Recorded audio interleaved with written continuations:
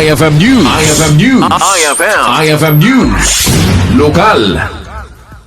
May paaya libre para karagti Manalo niti probinsya ti umuna adwa abulana iti Ilocos Norte Trading Center wenno Bagsakan Center ang masarakan iti syudad ti Batak. Inpakaamon ni City of Batak Mayor Marky Chua daytoy katap no makita iti Manalo tinapinta sa oportunidad da iti trading center para kadakwada kuno ana iti potensyal nga ipaay na daytoy.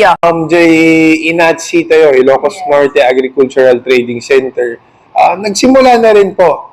We are doing it slowly but surely.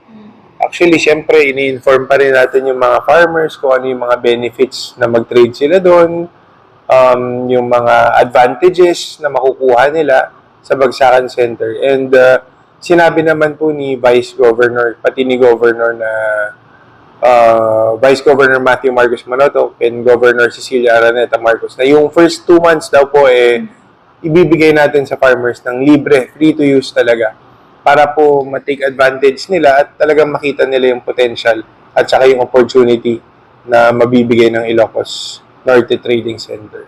May palagip panalukatan ti trading center iti bulan ti Marso.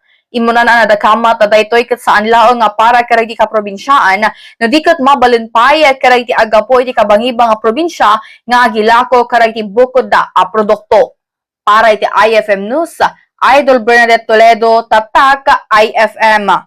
IFM News. IFM News. IFM News. Lokal.